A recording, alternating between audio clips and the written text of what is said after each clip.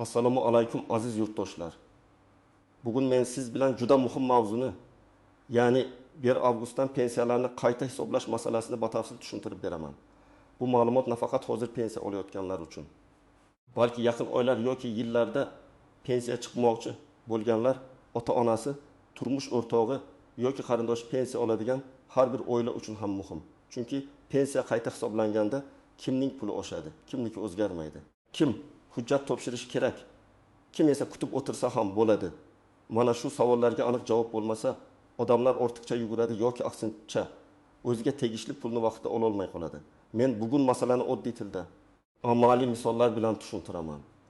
Iltimos, videoni oxirigacha ko'ring. Chunki eng muhim nozik joylar, xatolar va amaliy maslahatlar videoning o'rtasi va oxirida bo'ladi. Hozirning o'zida kanalga obuna bo'ling, videoga like bosing. Chunki bunday ma'lumotlar vaqtida yetib borishi juda muhim. Avvalo, pensiyani qayta hisoblash deganda nimani tushunish kerakligini aniq qilib olaylik. Ko'pchilik pensiya oshadi deganda hammaning pensiyasi bir xil foizga ko'payadi deb o'ylaydi. Aslida esa pensiyani qayta hisoblash har doim ham umumiy oshirish degani emas. Ba'zan davlat tomonidan barcha pensiyalar miqdori ma'lum foizga oshiriladi. Ba'zan esa ayrim fuqarolarning pensiyasi ularning ish staji, ish haqi, qo'shimcha hujjatlari yoki ilgari hisobga olinmagan davrlari asosida qayta ko'rib chiqiladi. 1 avgustdan boshlab gap aynan qayta hisoblash tartibi va ayrim toifadagi pensionerlarning pensiya miqdorini aniqlashtirish haqida ketayotgan bo'lishi mumkin. Oldin qanday edi? Oldin ko'p hollarda pensiya tayinlanganda fuqaro qanday hujjat olib kelgan bo'lsa, hisob-kitob shunga qarab qilinardi. Masalan, odam 30 yil ishlagan bo'lishi mumkin, lekin arxivdan faqat 25 yillik staj tasdiqlangan bo'lsa, pensiya 25 yil bo'yicha hisoblanardi. Yoki odamning bir davrda yaxshi maosh olgani bor, lekin o'sha maosh bo'yicha ma'lumotnoma topilmagan bo'lsa, pensiya pastroq chiqardi. Keyin fuqaro qo'shimcha hujjat topsa, pensiya qayta hisoblanishi mumkin edi. Ammo ko'pchilik bu huquqini bilmasdi. Kimdir endi keshf bo'ldi deb o'ylardi. Kimdir pensiya jamg'armasiga murojaat qilishdan cho'chirdi. Endi o'zgarayotgan asosiy jihat shuki, pensiya miqdori faqat bir marta belgilab qo'yiladigan narsa emas. Agar qonuniy asos bo'lsa, yangi hujjat topilsa, ish staji tasdiqlansa, ish haqi bo'yicha ma'lumot aniqlansa yoki imtiyozli davrlar hisobga olinishi kerak bo'lsa, pensiya qayta ko'rib chiqilishi mumkin.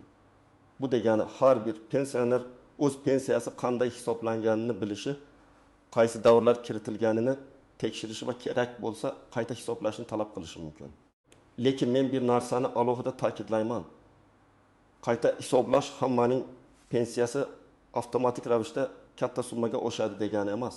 Kimdadir 300 ming so'm, kimdadir 100 ming so'm, kimdadir 300 ming so'm farq chiqishi mumkin. Ayrimlarda esa umuman o'zgarish bo'lmasligi ham mumkin. Buning sababi shundaki, pensiya hisobida asosiy rolni 3 ta omil o'ynaydi. Ish staji, ish haqi va pensiya turiga oid qonuniy normalar. Endi kimlar eng avvalo e'tibor berishi kerakligini tushuntiraman. Birinchi toifa, mehnat daftarchasida yoki arxiv hujjatlarda uzilish, hatto noto'g'ri yozuv bo'lgan pensionerlar.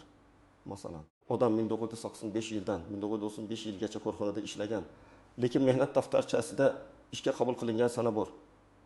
Ishdan bo'shagan sana tushunarsiz yozilgan yoki muhr aniq ko'rinmaydi. Bunday holatda pensiya jamg'armasi o'sha davrni to'liq stajga kiritmagan bo'lishi mumkin. Agar fuqaro arxivdan qo'shimcha tasdiq olsa, pensiya qayta hisoblanadi. Ikkinchi toifa, Sovet davrida shirkat xo'jaligi, kolxoz, zavod, qurilish tashkiloti, tibbiyot, ta'lim, aloqa, transport yoki boshqa sohalarda uzoq ishlagan, lekin barcha davrlari hisobga olinmagan fuqarolar. Masalan, ayol kishi 1970 yildan 2008 yilgacha ishlagan, umumiy mehnat yo'li 30 yil. Lekin hujjatlarda 24 yil tasdiqlangan bo'lsa, pensiya ham 24 yil bo'yicha hisoblangan bo'lishi mumkin. Agar qolgan 6 yil arxiv orqali tasdiqlansa, bu pensiyaga ta'sir qiladi. Ta'sir miqdori aniq hisob-kitobga bog'liq. Lekin staj ortishi odatda pensiya summasini oshiradi. Uchinchi toifa, pensiyaga chiqqandan keyin ham ishlashda davom etgan fuqarolar. Ko'pchilik men pensiyaga chiqdim, keyin yana 3 yil ishladim. Bu endi hisobga olinmaydi deb o'ylaydi. Aslida amaldagi tartiblarda pensiyadan keyingi ish faoliyatining ayrim holatlar qayta hisobga olinishi, sug'urta badallari yoki ish haqi ma'lumotlari asosida pensiya miqdoriga ta'sir qilishi mumkin. Bunda eng muhim narsa shuki, fuqaro rasmiy ishlagan bo'lishi kerak. agar ish shartnomasiz, hujjatsiz naqd pulga ishlagan bo'lsa, uni pensiya hisobiga kiritish qiyin bo'ladi. 4-toifa ilgari bolalar parvarishi, harbiy xizmat, o'qish, nogiron farzand parvarishi yoki boshqa ijtimoiy ahamiyatga ega davrlari to'liq hisobga olinmagan fuqarolar. Bu masalada odamlar juda ko'p adashadi. Har bir davr avtomatik ravishda stajga qo'shilavermaydi, lekin qonunda nazarda tutilgan ayrim davrlar mehnat stajiga kiritilishi mumkin. Masalan, ona bola parvarishi ta'tilda bo'lgan davri. Agar hujjat bilan tasdiqlansa va qonun talablariga mos kelsa, pensiya hisobida ahamiyatli bo'lishi mumkin. Endi misollar bilan tushuntiraman. Birinchi misol, erkak kishi oldin 2 yoshda pensiyasi 1.200.000 so'm. Pensiya tayinlanganda 28 yil staj hisoblangan. Keyinchalik u 1992 yildan 1996 yilgacha bo'lgan davr bo'yicha arxivdan ma'lumot topdi. Bu yana 4 yil staj degani. Agar bu davr qonuniy tartibda tasdiqlansa, uning umumiy staji 32 yil bo'ladi. Pensiya formulasi bo'yicha staj o'tgani uchun asosiy miqdor ham qayta ko'riladi. Natijada pensiyasi shartli ravishda 20.200.000 dan 20.240.000 yoki 20.230.000 so'mgacha chiqishi mumkin. Men bu yerda aniq summa aytmayapman. Chunki har bir odamning ish haqi va hisob-kitob bazasi alohida bo'ladi, lekin mexanizm shunday ishlaydi. Ikkinchi misol, ayol kishi 7 yoshda pensiyaga chiqqan. Pensiyasi o'qota 1000 so'm. U 25 yil ishlagan, lekin pensiya hisobida 20 yil tan olingan. Sababi mehnat daftarchasida 1990 yillardagi tashkilot nomi o'zgargan. Arxiv hujjatlari vaqtida olinmagan. Agar ayol arxivdan o'sha tashkilotda ishlaganini tasdiqlovchi ma'lumotnoma olsa, yana 5 yil staj qo'shilishi mumkin. Bu holda pensiya miqdori sezilarli ko'tarilishi ehtimoli bor. Ayniqsa o'sha yillarda olgan ish haqi o'rtachadan yuqori bo'lgan bo'lsa, qayta hisoblash endi foydaliroq chiqadi. Uchinchi misol. Pensioner erkak pensiyaga chiqqandan keyin 2 yil qorovul bo'lib rasmiy ishlagan. Uning ish beruvchisi soliq va ijtimoiy to'lovlarni rasmiy ko'rsatgan.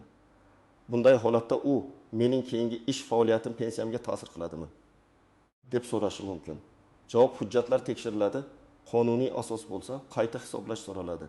Lekin agar u norasmiy ishlagan bo'lsa, ya'ni shartnoma yo'q, maosh bank orqali yoki rasmiy vedomasida ko'rsatilmagan bo'lsa, bu davrni tasdiqlash juda qiyin. 4-misol, odamga pensiya tayinlanganda uning ish haqi bo'yicha eski ma'lumotnoma past ko'rsatkich bilan berilgan. Keyin u korxona arxividan boshqa davrdagi yuqoriroq maoshlarni topdi.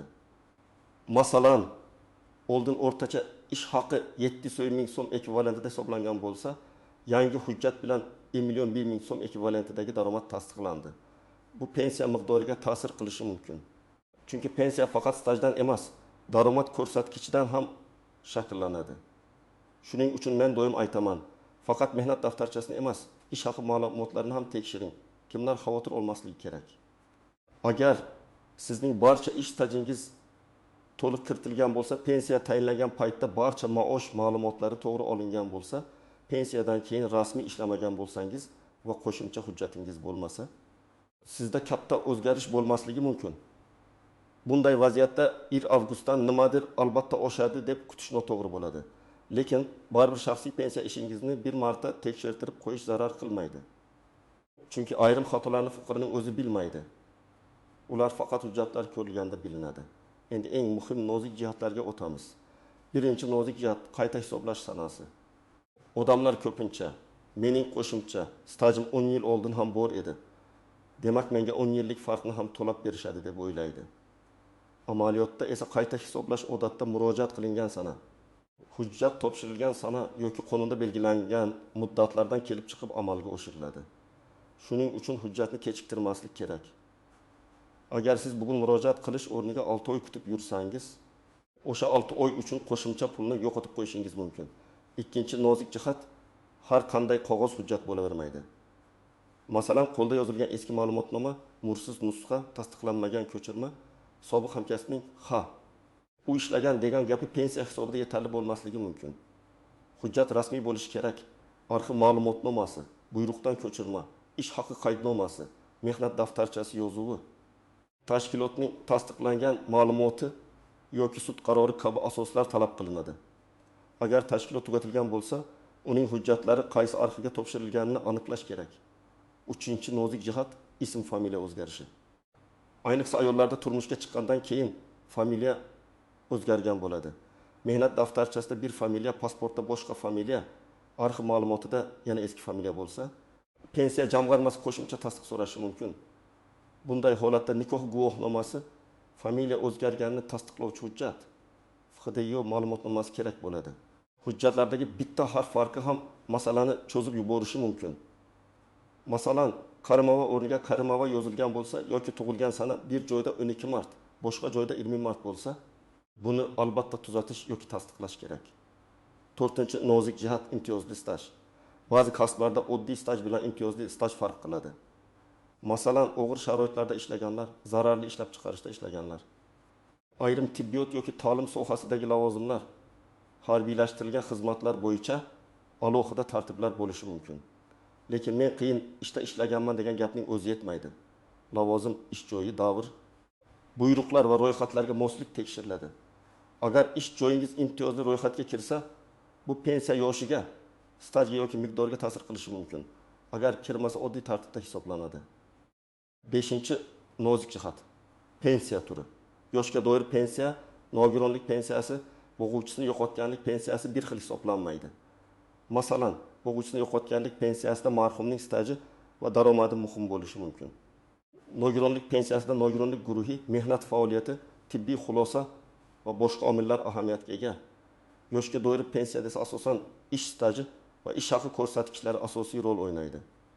Shuning uchun qo'shningizning pensiyasi oshgani sizniki ham albatta oshadi degani emas. Har bir pensiya ishi alohida ko'riladi. 6-chi nozik jihat minimal pensiya va qo'shimcha to'lovlar. Ayrim fuqarolarning pensiyasi hisob bo'yicha juda past chiqadi. Lekin davlat tomonidan belgilangan eng kam miqdor yoki qo'shimcha to'lovlar sababli ma'lum summagacha yetkaziladi. Bunday holatda staj yoki maosh qayta hisoblanganda ham qo'lga olinadigan pul darhol oshmasligi mumkin. Chunki oldin berilayotgan qo'shimcha kamayib asosiy pensiya oshadi. Tashqaridan qaraganda hech narsa o'zgarmadi deb ko'rinadi. Aslida ichki hisob o'zgargan bo'ladi. Bu holatni tushunish uchun pensiya hisob varaqasini ko'rish kerak. 7-chi nozik jihat. Qarzdorlik ushlab qolishlar va bank masalalari. Ba'zan pensiya oshiriladi. Lekin pensioner men oshgan pulni ko'rmadim deydi. Sababi aliment, kredit, ijro hujjati, ortiqcha to'langan pensiyani qaytarish yoki boshqa ushlab qolish bo'lishi mumkin. Shuningdek, bank kartasi muddati tugagan. Karta bloklangan yoki pul boshqa hisobga tushgan holatlar ham uchraydi. Shuning uchun faqat pensiya jamg'armasini emas, bankdagi holatni ham tekshirish kerak. Endi men sizga aniq qadamlarni aytaman. 1-qadam.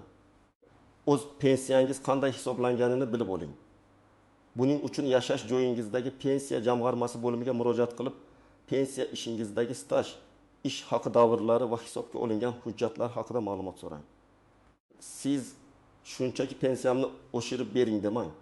Aniq so'rang, mening pensiyamni hisoblashda qaysi yillar stajga kiritilgan, qaysi yillar kiritilmagan, qaysi davr bo'yicha ish haqi olingan. Mana shu savollar sizga haqiqiy manzarini beradi. 2-qadam, mehnat daftarchangizni tekshiring. Unda ishga kirgan sana, ishdan bo'shagan sana, buyruq raqami, tashkilot nomi, muhr, imzo bor yo'qligiga qarang. Agar yozuv o'chib ketgan, muhr ko'rinmaydigan, sana noto'g'ri yoki tashkilot nomi chalkash bo'lsa, shu davr bo'yicha qo'shimcha hujjat kerak bo'ladi.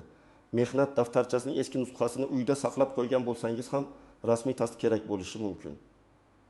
3-qadam, arxivga murojaat qiling. Agar eski korxona mavjud bo'lsa, avval o'sha korxonaning kadrlar bo'limi yoki buxgalteriyasiga boring. Agar korxona yopilgan bo'lsa, tuman yoki viloyat arxiviga so'rov bering.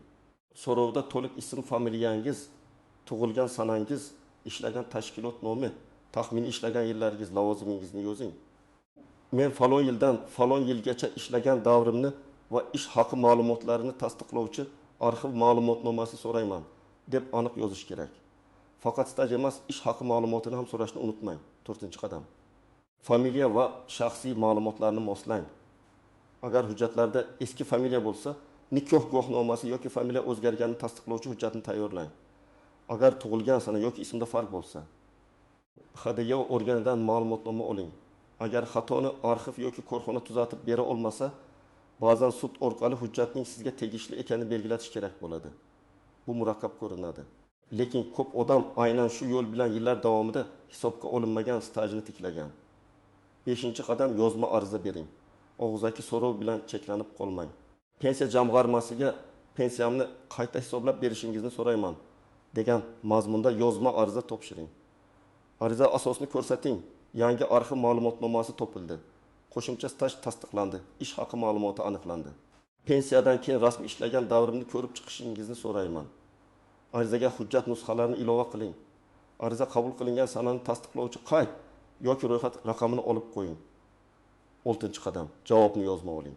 Agar pensiya qayta hisoblanmasa, bo'lmaydi degan og'zaki javob bilan ketmang. Yozma javob so'rang. Yozma javobda nima sababdan rad etilgani ko'rsatiladi. Masalan, hujjat yetarli emas, davr stajga kirmaydi. Ish haqi ma'lumoti qonun talabiga mos emas yoki boshqa sabab. Mana shu javob keyingi harakat uchun asos bo'ladi. Agar rad javobi noto'g'ri deb hisoblasangiz, yuqori turuvchi organga yoki sudga murojaat qilish imkoniyatingiz bo'ladi. 7-qadam. Pul tushumini tekshiring. Agar qayta hisoblash tasdiqlansa, qaysi sanadan boshlab qancha miqdorda pensiya belgilanganini aniqlang. Bank kartangizga tushgan pulni SMS yoki mobil ilova orqali tekshiring. Agar farq puli bir martada tushishi kerak bo'lsa, uning alohida to'langan-to'lanmaganini so'rang. Ba'zan oylik pensiya va qayta hisoblangan farq alohida kunlarda tushadi. Shu sababli bir kun kutib xulosa chiqarmang. Lekin bir necha kun o'tib ham pul tushmasa, bank va pensiya jamg'armasidan izoh so'rang. Men yana bir amaliy tavsiya beraman. Hujjatlaringizni papkaga tartib bilan joylang. Pasport nusxasi, pensiya guvohnomasi, mehnat daftarchasi nusxasi, arxiv ma'lumotnomalari, ish haqi ma'lumotlari, nikoh guvohnomasi, sud qarori bo'lsa, hammasini alohida saqlang. Har bir hujjatdan kamida 2 nusxa tayyorlab qo'ying. Asl hujjatni hech kimga topshirib yubormang. Faqat ko'rsatish yoki tasdiqlangan nusxa berish kerak bo'lgan holatlar bo'ladi. Asl hujjat yo'qolsa, uni tiklash ancha vaqt oladi. Yana bir muhim maslahat, qo'shnilarning gapiga qarab xulosa qilmang. Falonchining pensiyasi 300 mingga oshibdi. Demak, meniki ham oshishi kerak degan yondashuv noto'g'ri. Falonchining staji boshqa, ish haqi boshqa, hujjati boshqa, pensiya turi boshqa bo'lishi mumkin. Siz o'z hujjatingiz bo'yicha tekshirtiring. Shu bilan birga menda hech narsa chiqmaydi deb ham oldindan voz kechmang. Amaliyotda 3 yil, 5 yil, hatto 10 yil staj hisobga olinmagan odamlar uchraydi. Birgina arxiv ma'lumotnomasi pensiya miqdorini sezilarli o'zgartirib yuborgan holatlar bor. Endi asosiy savolga aniqroq javob beraman. Kimga qanday oshiriladi? Agar oshirish umumiy indeksatsiya yoki davlat tomonidan belgilangan ko'paytirish bo'lsa, u holda tegishli toifadagi pensionerlarga belgilangan tartibda avtomatik qo'llanadi. Bunda odatda alohida ariza talab qilinmaydi. Lekin agar gap individual qayta hisoblash haqida bo'lsa, unda har bir insonning hujjatiga qaraladi. Qo'shimcha staji bor odamning pensiyasi staj bo'yicha oshishi mumkin. Yuqoriroq ish haqi ma'lumoti topilgan odamning pensiyasi daromad ko'rsatkichi bo'yicha oshishi mumkin. Pensiyadan keyin rasmiy ishlagan odamda qayta ko'rib chiqish uchun asos paydo bo'lishi mumkin. Imtiyoz davri tasdiqlangan odamda esa pensiya shartlari yoki miqdori boshqacha baholanishi mumkin. Agar odamning pensiyasi eng kam miqdorga yetkazib berilayotgan bo'lsa, hisob-kitob ichida o'zgarish bo'lishi mumkin. Lekin qo'lga oladigan pul kamroq oshishi yoki umuman o'zgarmasligi ehtimoli bor. Agar odamning hujjatlarida xato bo'lsa va u xato tuzatilsa, oshish hujjat tasdiqlangandan keyin amalga oshiriladi. Agar odam rad javobi olgan bo'lsa, lekin keyin sud orqali stajni tasdiqlasa, pensiya sud qarori asosida qayta hisoblanishi mumkin. Demak, hamma uchun bitta javob yo'q, lekin har bir kishi uchun tekshirsa bo'ladigan aniq yo'l bor. Bugungi mavzuning eng muhim mazmuni shuki, 1 avgustdan pensiyalarni qayta hisoblash masalasi hammaga bir xil ta'sir qilmaydi. Kimdadir pensiya avtomatik oshadi, kimdadir qo'shimcha hujjat bo'lsa oshadi, kimdadir esa hozircha o'zgarish bo'lmasligi mumkin. Eng to'g'ri yo'l: pensiya ishingizni tekshirtiring. Staj va ish haqi davrlarini aniqlang. Arxiv hujjatlarini yig'ing. Pensiya jamg'armasiga yozma ariza bering va javobni yozma oling. Men ekspert sifatida sizga shuni maslahat beraman. Kutib o'tirmang. Ayniqsa eski ish stajingiz, arxiv hujjatingiz, familiya o'zgarishi yoki pensiyadan keyingi rasmiy ish faoliyatingiz bo'lsa, albatta tekshirtiring. Bir qarashda mayda ko'ringan bitta hujjat sizning har oy oladigan pensiyangizga ta'sir qilishi mumkin. Har oy 100 ming so'm, farq bir yilda 1 million 200 ming so'm bo'ladi. Shuning uchun bu masalada befarq bo'lish kerak emas. Agar sizda pensiya qayta hisoblash bo'yicha tajriba bo'lsa, izohlarda yozing. Pensiyangiz oshdimi qanday hujjat talab qilishdi, qaysi muammo bo'ldi. Sizning izohingiz boshqa pensionerlarga ham yordam beradi. Videoga like bosing.